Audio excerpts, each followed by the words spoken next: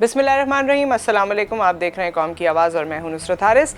आज के प्रोग्राम में हम बात करने वाले हैं माफियाज़ के हवाले से। पाकिस्तान में अनफॉर्चुनेटली जहां तक आपकी याददाश्त आपको या आप याद करते रहें या आपको लेकर जाए, आप ये वर्ड कहां से आया, कब आया, इसकी कोई स्पेसिफिक डेट आपके जहन में होगी नहीं, क्योंकि पाकिस्तान में हमारे पास हर चीज़ का एक माफिया बन गया है, एक ग्रोह बन गया है या एक सोसाइटी या एक ग्रुप बन गया है, और वो वक्त के साथ इतना स्ट्रेंथन हो गया है कि उसने आवाम की या कौम की जड़ें तो काट दी हैं, लेकिन अपने आप को बहुत मजबूत कर लिया है। पाकिस्तान में इस वक्त जो माफियाज़ हैं, वैसे तो हम हेल्थ और एजुकेशन को भी एक माफिया समझने लगे हैं या उसके हवाले से भी ये एक डिबेटेबल सब्जेक्ट है, लेकिन इससे पहले के जो माफियाज़ हैं जो बिलियंस ऑफ रुपीज़ में खेल रहे हैं एंड बिलियंस ऑफ रुपीज़ या डॉलर्स का प्रॉफिट बना रहे हैं। पिछले साल भी 2020 में जब सारे बिजनेस मुतासर हो रहे थे, लोग अपनी जॉब से जा रहे थे, लोग घरों में बैठे हुए थे, कोविड की टेंशन थी, उस वक्त भी ये माफिया काम कर रहे थे। उस वक्त की रिपोर्ट्स भी ये कहती हैं कि शुगर माफिया ने बहुत पैसे बनाए, अराउंड 20 बिलियन और समथिंग। उस वक्त की खबरें ये कहती हैं कि पेट्रोलियम माफिया ने बहुत पैसे बनाए। ये तमाम माफिया हमारे मुल्क में काम कर रहे हैं और करते जा रहे हैं इर्रिस्पेक्टिव ऑफ द गवर्नमेंट। लेकिन 2018 के बाद तब्दीली की लहर ऐसी आई थी, या हमने सुना था कि वो फिज़ा कायम हो रही है जिसमें तब्दीली आएगी और ये तमाम माफिया शायद कुछ अपना दम तोड़ेंगे। और फिर ऑब्वियसली हमने सोचा कि 5 साल के आखिर तक शायद बहुत बड़ी तब्दीली आ जाए और नया पाकिस्तान बन जाए जो कि माफिया फ्री होगा। क्या ये ऐसा मुमकिन है? 2.5 साल का वक्त गुजर चुका है, ये माफिया तो ज़ोर पकड़े हुए हैं। इन माफिया के लिंक्स बल्कि और मजबूत और पावरफुल लोगों के साथ जुड़ते हुए हमें नज़र आते हैं, जिस पे FIA की कार्रवाई भी होती है, जिस पे NAB की कार्रवाई भी होती है, जिसमें हुकूमत में चेंजेस भी आते हैं, जिसमें पोजीशन में चेंजेस भी आते हैं। लेकिन क्या ये माफिया अपना दम तोड़ेगा? क्या इसका कोई इख्तिताम है? क्या इस बिल्ली के गले में कोई घंटी बांधेगा, या फिर ये हुकूमत भी पिछली हुकूमतों की तरह घुटने टेक देगी? इमरान खान साहब की ख्वाहिश क्या हमें अमली तौर पर इन माफियाज को ख़त्म करते हुए नज़र आएगी? इस हवाले से हम बात करेंगे। हमारे पहले गेस्ट हैं ब्रिगेडियर फ़ारूक हमीद साहब, सीनियर एनालिस्ट हैं। आपको खुशामदीद कहते हैं। अस्सलाम वालेकुम। जी वालेकुम सलाम, बहुत शुक्रिया। ब्रिगेडियर साहब, ये तमाम माफियाज जिनका जिक्र होता रहा है, चीनी माफिया, गंदम माफिया, पेट्रोलियम माफिया, और पाकिस्तान में तो हर दिन ऐसे महसूस होता है अनफॉर्चुनेटली कि एक नया माफिया खुल के सामने आ रहा है। और उससे भी बदतरीन बात यह है कि मौजूदा हुकूमत जो कि तब्दीली की हुकूमत थी, उसके अपने गठजोड़ इस माफिया के साथ नज़र आते हैं। कितने ही पॉलिटिशियंस को हमने देखा, मिनिस्टर्स को हमने देखा कि उनकी तब्दीली हो गई, लेकिन हालात की तब्दीली नहीं हुई। माफिया ने दम नहीं तोड़ा और हुकूमत में कोई ऐसी तब्दीली नहीं आई जिससे अवाम सुख का सांस ले सके। बिस्मिल्लाह, बहुत शुक्रिया। देखिए, पहले ये बात हमको समझनी चाहिए कि पाकिस्तान में माफिया डायरेक्टली और इनडायरेक्टली इस मुल्क पे उनका कब्जा रहा, चाहे सिविल गवर्नमेंट हो, मिलिट्री गवर्नमेंट माजी में। मैं आपको एक एग्जांपल दे देता हूँ कि जनरल मुशर्रफ के दौर में 2006 और 7 में 2 बहुत बड़े स्कैंडल हुए नेशनल लेवल पे। एक शुगर स्कैंडल था जब शौकत अजीज प्राइम मिनिस्टर थे, और दूसरा था स्टॉक मार्केट स्कैंडल। मैं उस वक्त नैब में था, 2007 की बात, और हमारे चेयरमैन थे रिटायर्ड अपना शाहिद अजीज साहब ji. You will not believe it कि he resigned because he wanted कि इन माफियाज के खिलाफ प्रॉपर नैब की इन्वेस्टिगेशन हो। हालांकि उसको मिलिट्री गवर्नमेंट मतलब general Musharraf army cheap and president, लेकिन शौकत अजीज साहब ने उनको कहा कि अगर ये 2 स्कैंडल्स में नैब ने इन्वेस्टिगेट किया और लोगों को पकड़ा बड़े पैमाने पर और पैसा रिकवर हुआ और तमाम मामला अगर आगे बढ़ते रहे, तो जनाब फिर मेरी गवर्नमेंट तो चली जाए। लिहाजा क्या हुआ कि शौकत अजीज साहब कामयाब हो गए, माफिया कामयाब हो गए, क्योंकि उस जमाने में ये क्यू लीग थी पावर में, आपको याद है जो क्यू लीग बनी थी, और उसमें भी ये तमाम माफिया मौजूद थे। उन्होंने उनके खिलाफ कार्रवाई ना हो। चेयरमैन नैब जनरल शाहिद अजीज इन प्रोटेस्ट रिजाइन करके चले। ये है माफिया की स्ट्रेंथ।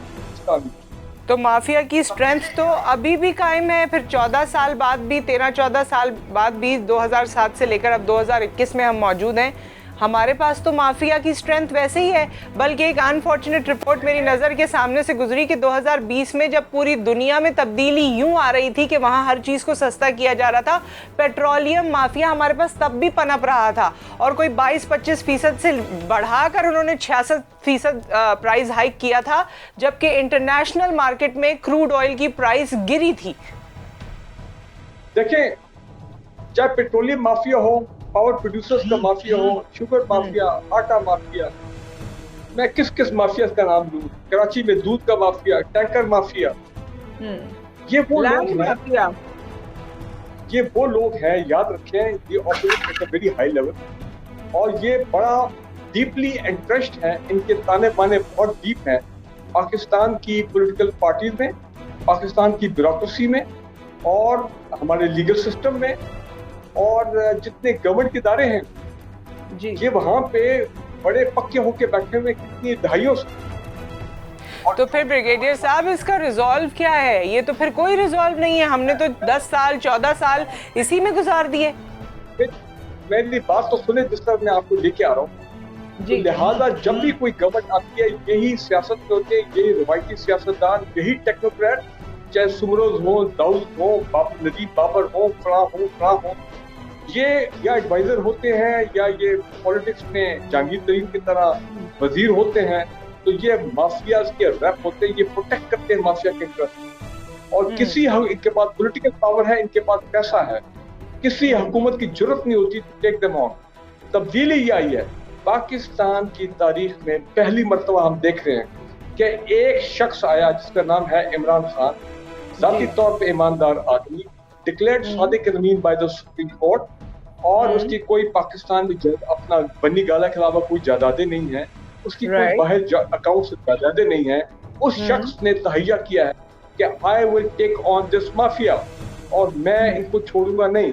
तो लिहाजा मैंने अपनी लाइफ टाइम में पहले कभी नहीं देखा कि ये तमाम जो बड़े बड़े माफियाज हैं जिनका अभी हमने नाम लिया है, इनके खिलाफ नैब की इन्वेस्टिगेशन, FIA की इन्वेस्टिगेशन, पकड़ धक्कड़ बनाया जा रहा है। टू द एक्सटेंट उनका करीब तरीन साथी दस्ते रास्त, उनके जिसको कहा जाता है PTI का ATM और PTI की गवर्नमेंट बनाने वाला, 2018 में सियासी जो जोड़ तोड़ हुई थी उसमें जहांगीर तरीन को भी इन्होंने नहीं छोड़ा। तो आप मुझे बताएं, ये इससे बढ़ के तब्दीली क्या हो सकती है? ब्रिगेडियर साहब देखिए, जो आपने जिस शख्सियत की बात की और उनके सादिक और अमीन होने की बात की, इस पे तो मेरे ख्याल में कोई दो राय नहीं होगी, लेकिन जाहिर है जब हुकूमत ने डिलीवर करना है तो विद टीम डिलीवर करना है, ये एक बंदे का काम नहीं है, उनकी टीम में ही वो तमाम लोग मौजूद हैं जो कि माफिया का हिस्सा है। तो फिर किस तरह से तब्दीली आई? आहत और ख्वाहिश का होना और प्रैक्टिकली किसी चीज को करना, ये दो अलग चीजें हैं। देखिए मेरी बात सुने, पहला स्टेप ये होता है कि जो कमीशन रिपोर्ट्स आई हैं उन्होंने जितने लोगों को पिन पॉइंट किया है, आप देखें 4-5 लोग जो हैं रिलेटेड टू डिफरेंट, चाहे मेडिकल वाले हों, ये अपना पावर प्रोड्यूसर वाले ये वो वगैरह, उनमें कुछ लोग तो फारिग कर दिए गए हैं, ठीक है ना, अभी भी उनकी बाकियात रहती है। मैं आपकी बात मानता हूँ, गवर्नमेंट में तो हर काम स्टेप बाय स्टेप होता है, ठीक है। अभी FIA जो है, अभी आप देखेंगे FIA मेरे ख्याल पता नहीं उन्होंने कितने मिल मालिकान को बुला लिया, सबके अकाउंट्स कितने सीज हो रहे हैं, फ्रीज हो रहे हैं, उनको तकलीफ दी जा रही है, दे आर बीइंग हर्ट। जो आपने अभी जिक्र किया, जहांगीर तरीन साहब, हमजा शहबाज एंड एसोसिएट्स, उन सबको बुलाया गया है जी। देखें, अगर FIA हरकत में ना आता जो उन्होंने किया पिछले 3 हफ्ते से, और रमजान अब बिल्कुल 2 दिन के बाद सर पे है, शुरू हो जाएगा इंशाल्लाह, तो इन माफिया का पूरा प्रोग्राम था। मैं सिर्फ शुगर की बात कर रहा हूँ कि जनाब मार्केट में शुगर को 125-30 तक ले जाया जाए, क्योंकि लोगों ने चीनी तो उसके बगैर तो हमारे अनफॉर्चुनेटली हम लोग जिंदा नहीं रह सकते। वैसे मैंने तो चीनी 15 साल से छोड़ी हुई है, क्योंकि white sugar is known as white poison. तो डॉक्टर्स कहते हैं चीनी जो व्हाइट शुगर खाता है उससे ज्यादा बेवकूफ आदमी कोई नहीं है दुनिया में। आप खाएं, गुड़ खाएं, ब्राउन शुगर ले, वो ज्यादा नेचुरल है, लेकिन बहरहाल हमारे लोगों का एक मिजाज है, माइंडसेट है, एक टेस्ट है। तो उसका इफेक्ट क्या हुआ है? जो FIA ने एक्शन किया है कि इनके अकाउंट फ्रीज किए हैं, FIA इनको हर्ट कर रही है, इनको इनके गले दबा रही है। तो क्या हुआ कि जनाब 80 रुपए के ऊपर चीनी अवेलेबल, आप जाए मार्केट में, मैं लाहौर की बात कर रहा हूँ, शुगर इज अवेलेबल। तो देखिए ये तरीके होते हैं कि आपने अगर माफिया को हिट करना है, you hit that at the right time. और मेरा ख्याल है कि ये एक बड़ा एग्जाम्पल सेट किया गया जो कि इमरान खान की गवर्नमेंट ने किया। एंड मैं उम्मीद करता हूँ कि बाकी जो माफिया भी हैं इनको भी एक एक करके ये हाथ डालेंगे। लिहाजा जरूरी है कि इमरान खान जो है 2023 तक रहे, उनकी गवर्नमेंट रहे। ये माफिया तो चाहते हैं कि किसी तरह जोड़कर कोई साजिश करके इस गवर्नमेंट को फर्क किया जाए।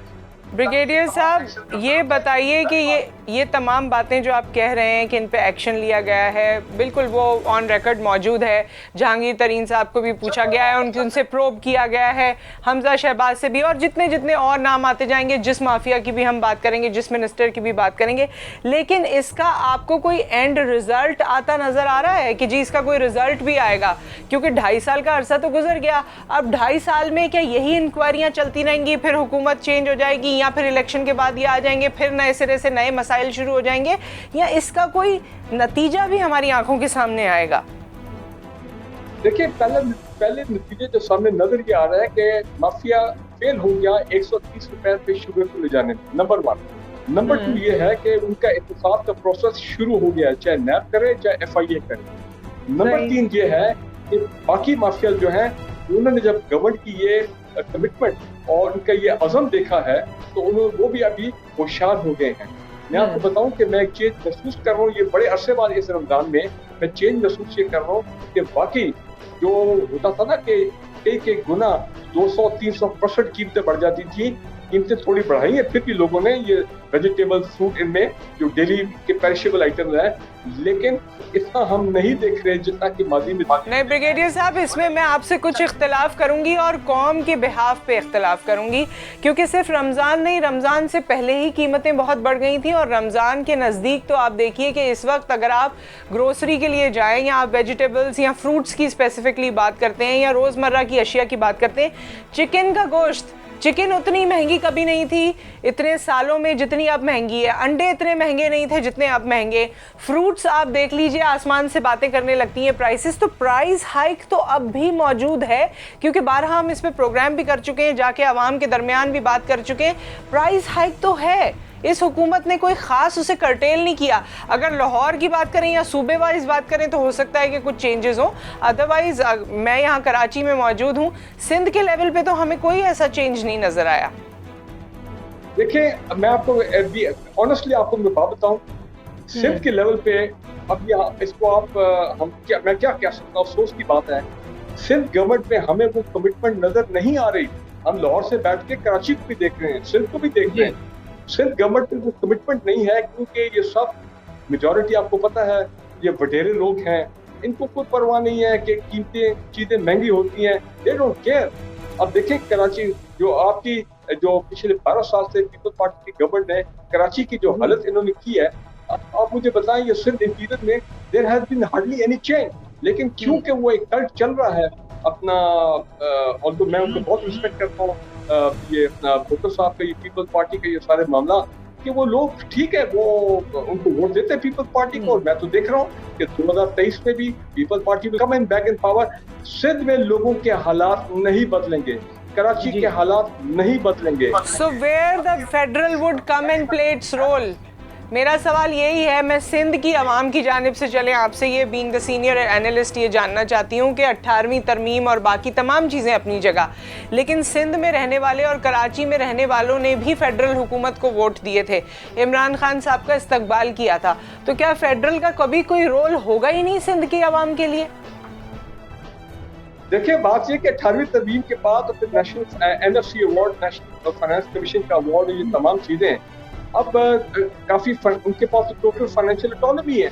आप मुझे ये बताएं, आपको ये सवाल सिर्फ गवर्नमेंट से करना चाहिए, जरदारी फैमिली से करना चाहिए कि पिछले 12 साल में खरबों रुपया आपको मिला है, वो खरबों रुपए कहाँ पे गए हैं, कहाँ पे गए हैं, कितनी चीजें, क्या इंफ्रास्ट्रक्चर में डेवलपमेंट इम्प्रूवमेंट आई है। इसीलिए तो फेडरल की जानिब देख रहे हैं, क्योंकि शायद सवाल कर करके सिंध के अवाम का दम यहाँ निकल चुका है। 12 साल में कोई तब्दीली नहीं हुई सिंध के लेवल पर, इसीलिए वो फेडरल की जानिब देख रहे हैं, फेडरल से मदद मांग रहे हैं कि इमरान खान साहब कुछ प्रोब करें।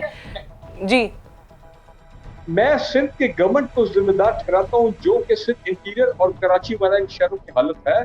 क्योंकि अगर आप वही लोगों को, जिनको आपको मालूम है कि लॉन्चे भर भर के पैसा बाहर जाता है, जहाज भर भर के पैसे बाहर जाते हैं, इनकी पूरी बाहर जदादे एहतसाब के अमल को ये पूरा रेजिस्ट कर रहे हैं, और लेकिन आप उनके वोट तो फिर आप उनको ही देंगे, तो फिर वोट ना दें ना, 2023 के इलेक्शन आ रहे हैं, ना दें उनको वोट, लेकिन आपने फिर तो वोट करना है, तो अगर आपकी किस्मत तो यही है तो फिर सॉरी, फिर आप बर्दाश्त करें।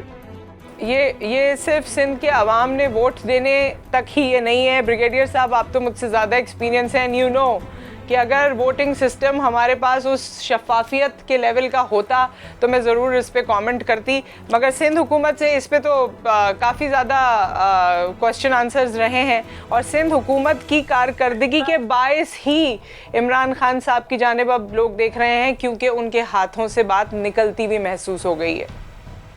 नहीं, मैं यहाँ पे एक और बात कह दूं, आपने वोटिंग सिस्टम की भी बात की, मुझे आप ये बताएं कि 2023 में अब जबकि गवर्नमेंट ने खुद ऐलान कर दिया, फेडरल गवर्नमेंट ने, कि हमने इलेक्ट्रॉनिक वोटिंग मशीन बना ली और अब उनके सिर्फ ट्रायल होने हैं, वो जो अपना उसको फाइन ट्यून करने के लिए नादरा ने करने, इलेक्शन कमीशन ने करने।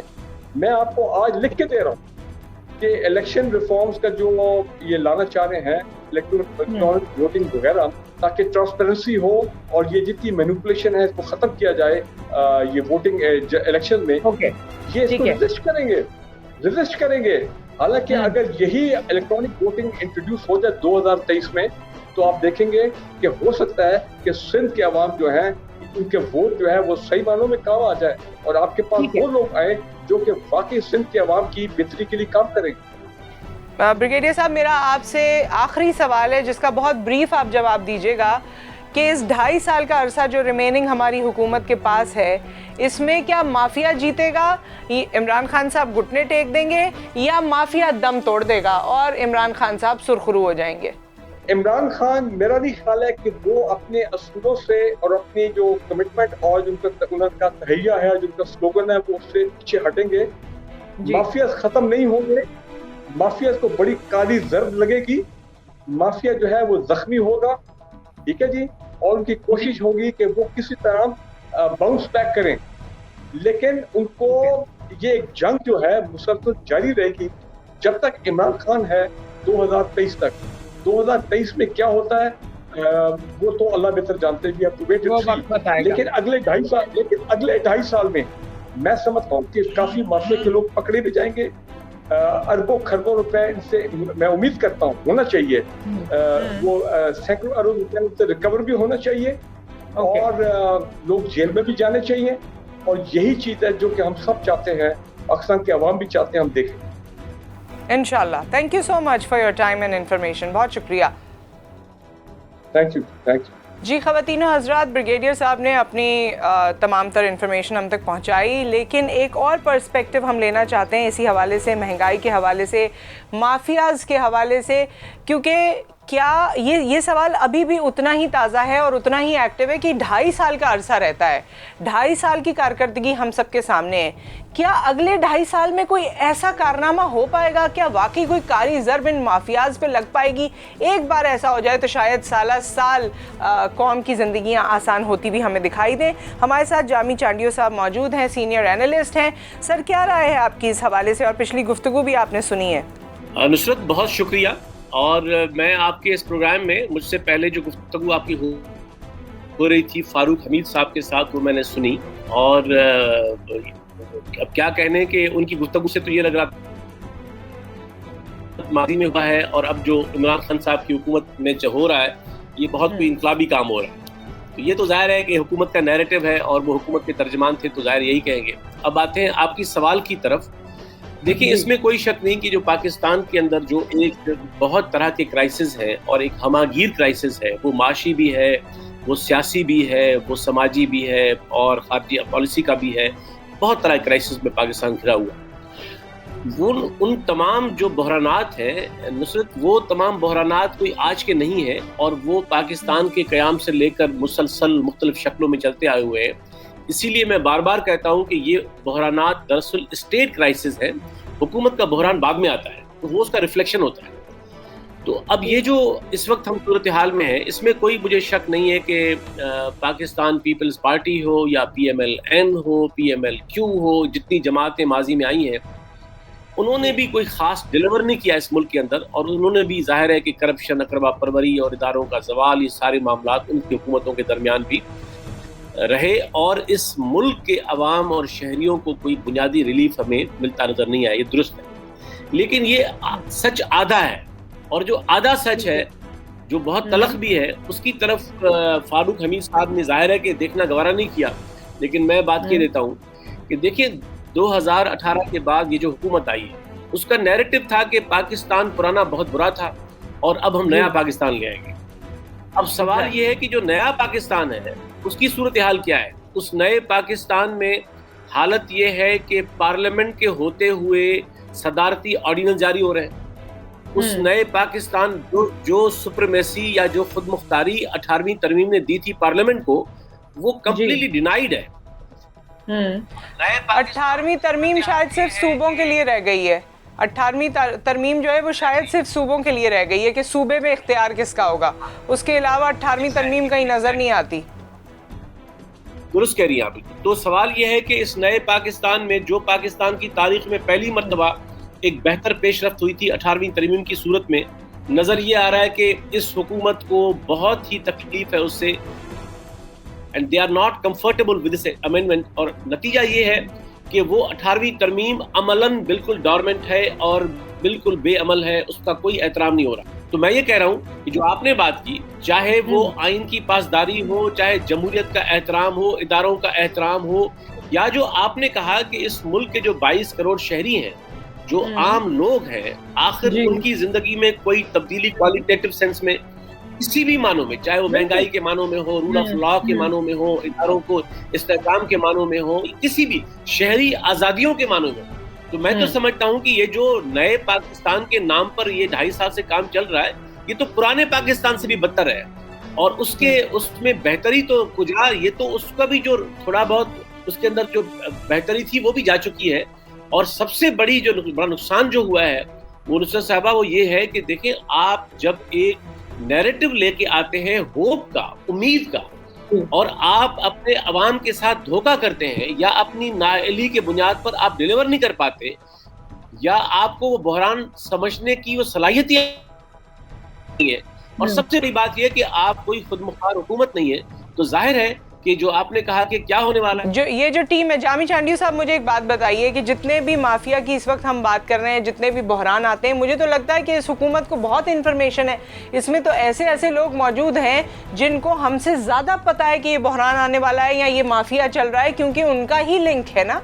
आप देखिए कि मिनिस्टर की तब्दीली हो जाती है, जब कोई मसला सामने आता है हम सुनते हैं कि जी फला मिनिस्टर क्योंकि इन्वॉल्व हो सकते हैं या इस बात का खदशा है या उनका लिंक नज़र आ रहा है तो उनको हटा दिया जाता है। क्या यही हल हमारे पास है कि जो इक़्तिदार में उसको इक़्तिदार से हटा दो, बाकी फिर उसमें प्रोब करो, FIA देखे या नैब देखे या जो भी हो, सिलसिला साल साल वो चलता रहे, और उसके बाद कोई नया सिलसिला आ जाता है, फिर हम उसमें मसरूफ़ हो जाते हैं।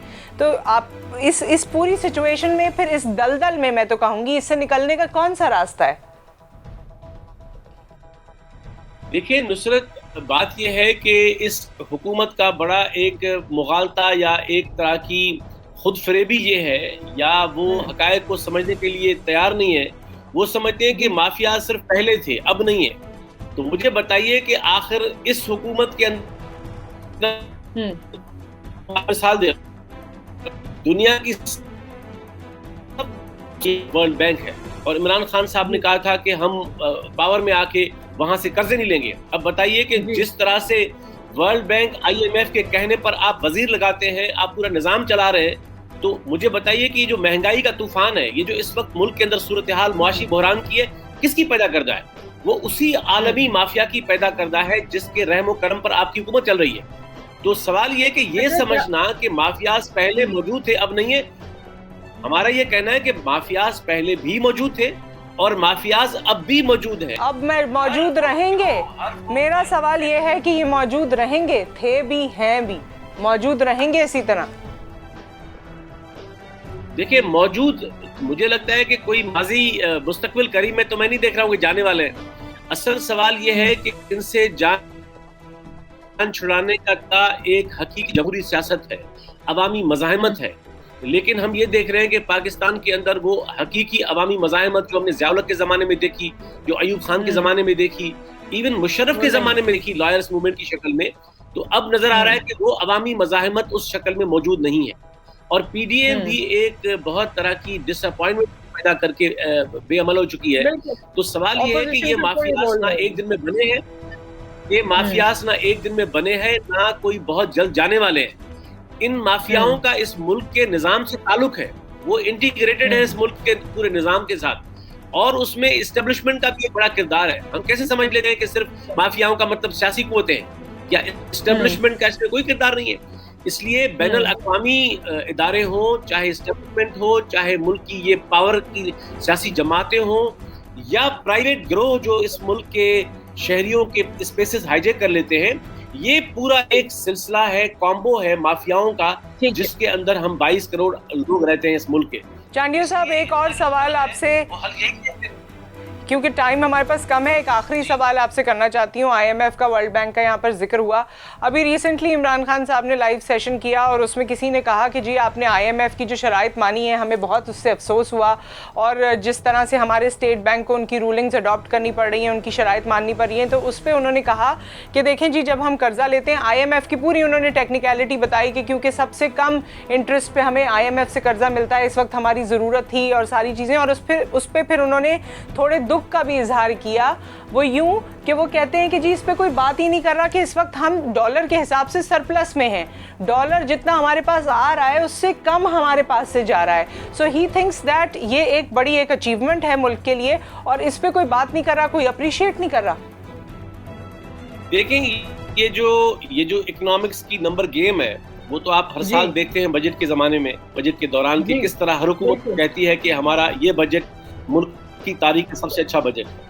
इसलिए ये जो नंबर गेम है, वो तो हुकूमतों के एक तरह का एक उनका अपना ट्रिक्स होती है। सवाल ये है कि आखिर आम आदमी अपनी जिंदगी में वो तब्दीली महसूस क्यों नहीं कर रहा। आम, अगर आप समझते हैं कि आपकी माशी पॉलिसियों ने कोई बेहतरी लाई है, तो आखिर एक आम टीचर, कोई क्लर्क, कोई दुकानदार, कोई इस मुल्क का हर एक आम आदमी, किसान, मजदूर, मिडिल क्लास के लोग वो महसूस क्यों नहीं कर रहे। तो इसलिए मैं समझता हूँ कि ये एक तरह की एक बिल्कुल फेस सेविंग की एक अजर पेश करने के मुतरादिफ है।